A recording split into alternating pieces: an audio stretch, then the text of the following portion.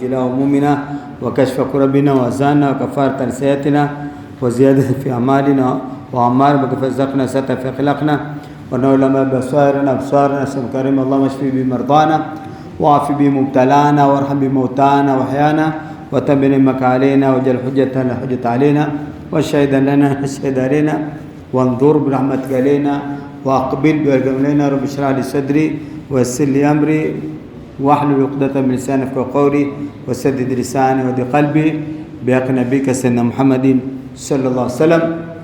يقول الله سبحانه وتعالى: أعوذ بالله من الشيطان الرجيم. يا أيها الذين آمنوا كتب عليكم الصيام كما كتب على الذين من قبلكم لعلكم تتقون. Mwanzo tunashukuru Mwenyezi Mungu Subhanahu wa Ta'ala aliotupa uhai na uzima tukaweza tena kufika mwezi mtukufu wa Ramadhani, tukawa tuko hapa msikitini tukaendelea na darsa. Nataka tusemeni alhamdulillah.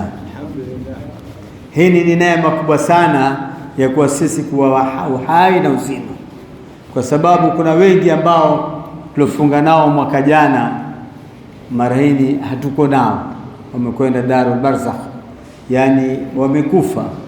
Kuna wengine ambao wako vitandani, kuna wengine ambao kwamba hawawezi, kuna wengine hawezi kutembea, lakini sisi tukaja mpaka katika mwezi mtukufu wa Ramadhani.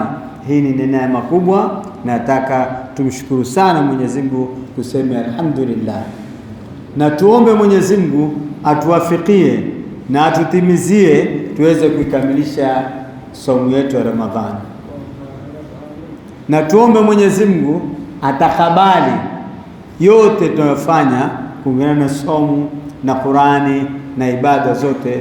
Mwenyezi Mungu apitishe kabuli, na Mwenyezi Mungu atupe moyo, atupe na imani, atupe na ikhlasi ya kufanya mambo kama haya.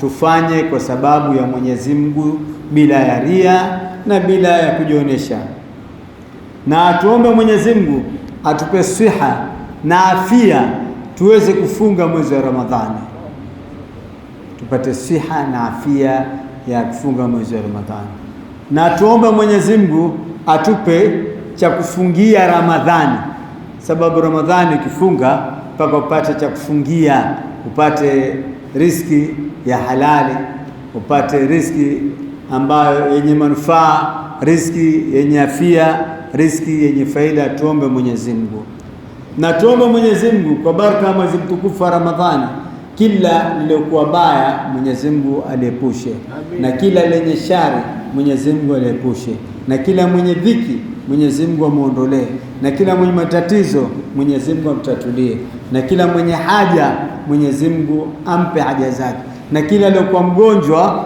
Mwenyezi Mungu ampe afya na uzima. Walioko msikitini, waliokuwa wagonjwa, walioko majumbani, walioko hospitalini, tuomba Mwenyezi Mungu, Allahumma shfi kulla maridin warham kulla mayit. Mwenyezi Mungu mpe afya, mponeshe kila aliyokuwa mgonjwa, na warhamu kila waliokufa, kwa sababu Ramadhani ni mwezi ambao kwamba dua ndani yake hujibishwa, wa duahu mustajab, yani dua ya Ramadhani ukiomba hujibishwa, na sisi tuomba Mwenyezi Mungu atujibishe dua zetu hizi. Na pia kwa kila mwenye kufunga, inna liswaimi la da'watan la turad, kila anefunga ana dua ambayo kwamba hairudishwi. Sisi tuna ofa na tuna bonus ya dua.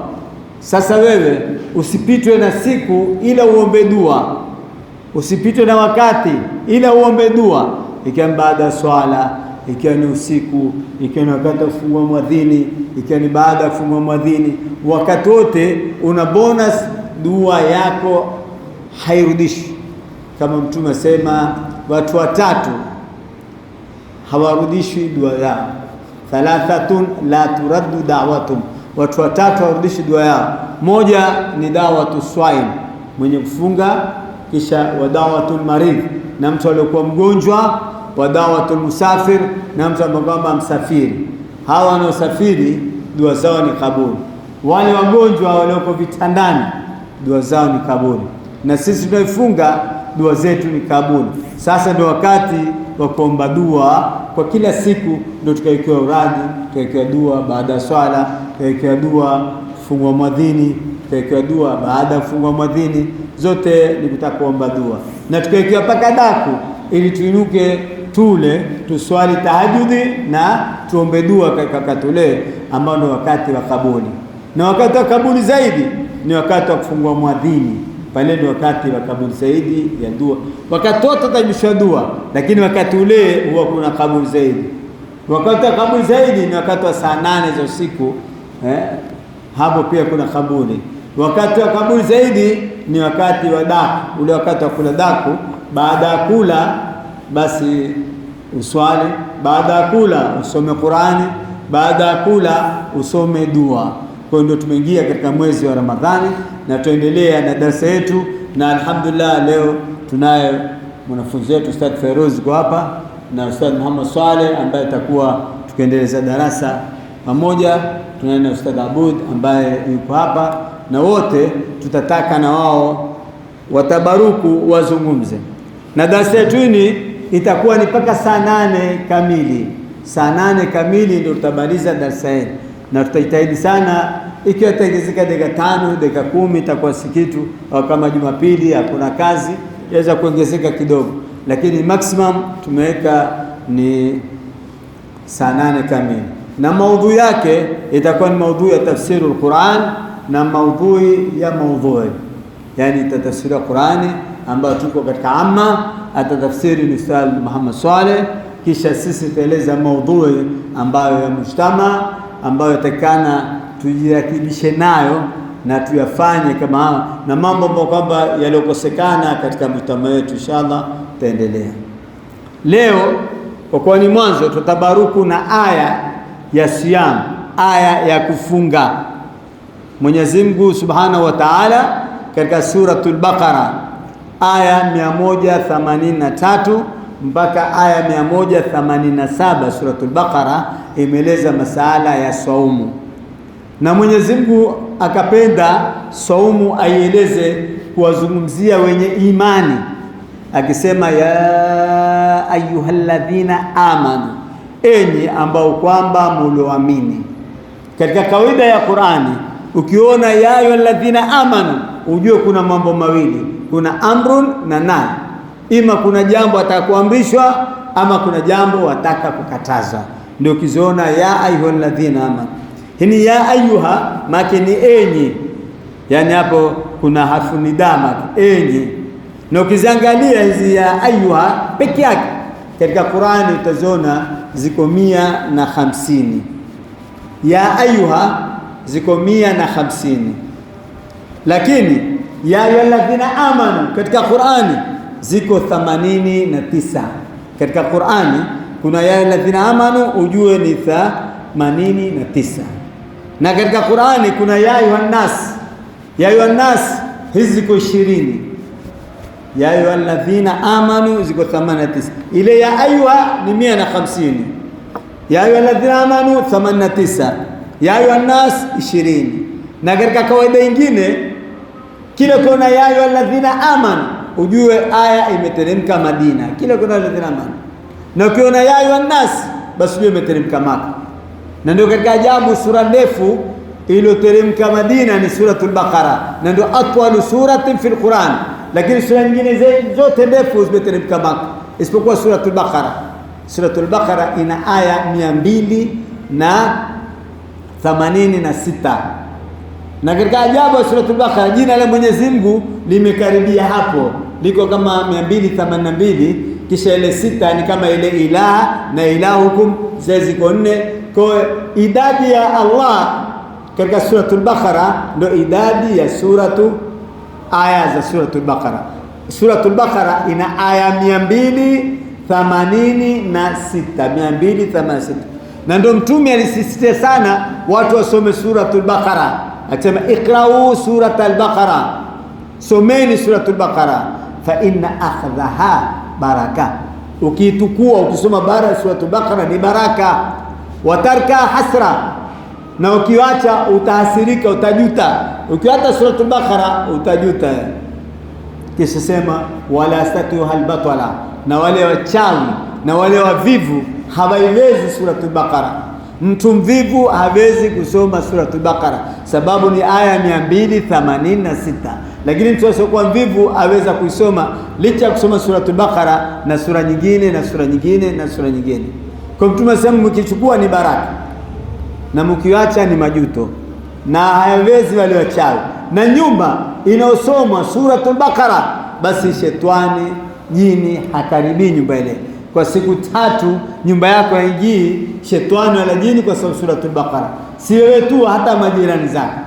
Hata kama huwezi kusoma, basi unaweza kuitia katika MP3, kafungua kama ni simu, kama ni kompyuta, kama ni TV, ikawa suratul Baqara soma, ikaitia baraka katika ile nuru, na ikaondosha shari na hasadi na bala zote, kwa sababu suratul Baqara ndio katika sura ndefu, na ndio sura iliyokuwa bora, na ndio sura ambayo kwamba imeeleza idadi za sura za Qur'an. Qur'ani kuna sura 114. Sasa kutakujua za Maka ni zipi na za Madina ni zipi. Kuna sura zimeteremka Maka, zingine zimeteremka. Ukitaka kuzijua, basi wewe ni suratul Baqara. Utajua vipi? Angalia aya suratul Baqara 286. Tutasema 286 ndio aya zake. Sasa 286 hii ndio idadi ya sura zote, kwa sababu tukiondosha namba ya kulia tutapata hesabu, na tukiondosha kushoto, maana Kiarabu anza 286. Ukiondosha 2 basi ubakia 86, ndio sura za Maka. Ukiondosha 6 ubakia 28, ndio sura za Madina. Kwa ile 286 ukiondosha 6 huko kulia ubakia 28, ndio sura zilizoteremka Madina.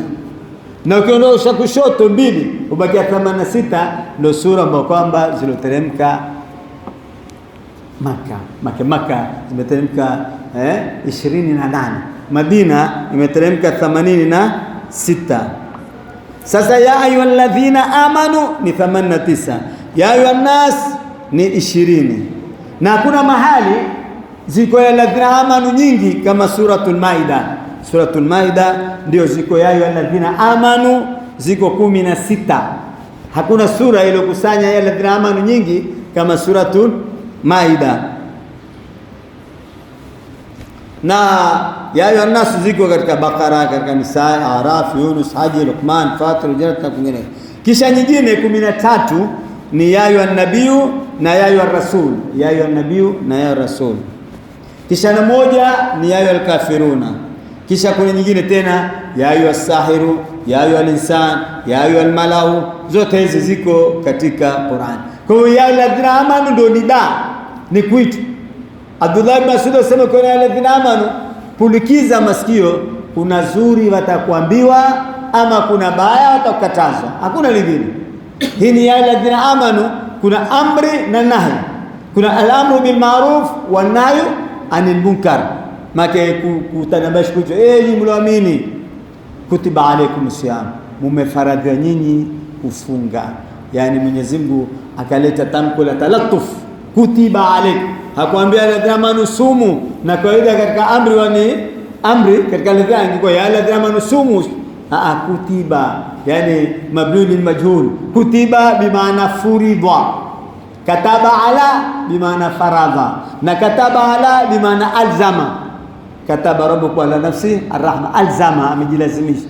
Kwa kutiba alaykum, mumelazimisha. Asiyam, kufunga. Angalia Mwenyezi Mungu kwa kilima cha siyam hakusema saum.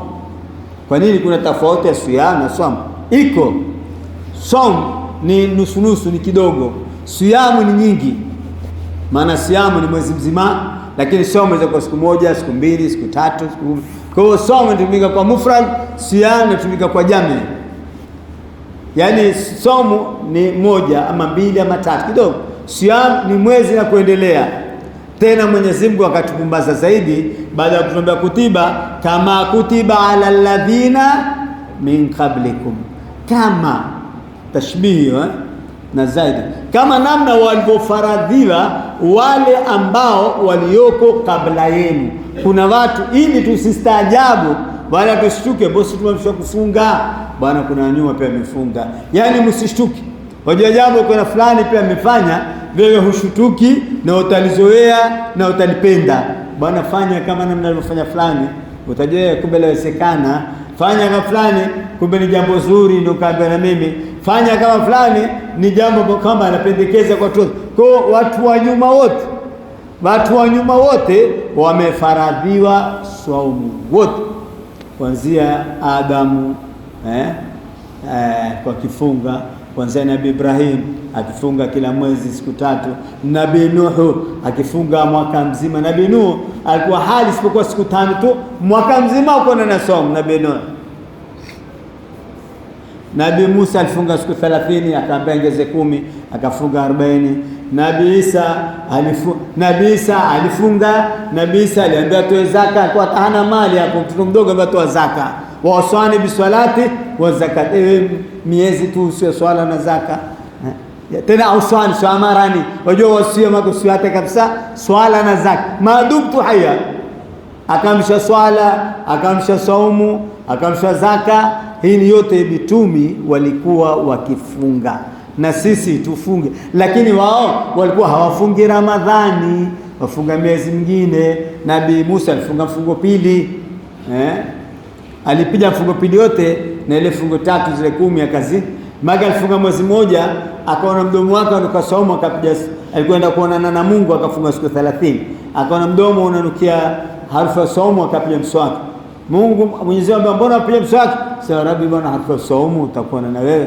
Mwenyezi Mungu ambia la khulufu fami swaimi atabu indallahi min rizqi, mimi harufu ya saumu ndio naipenda. Wala Mungu sikuwa Mungu apenda harufu mbaya, chukua harufu mbaya. Hiyo ni tashbihi tu, kama kufananishwa na kwa wenye kufunga siku ya Kiyama. Basi wao watakuwa midomo yao ikinuka miski, na wale mashahidi damu yao itakuwa ikinukia miski. Midomo unukia wafungao, midomo yao unukia miski.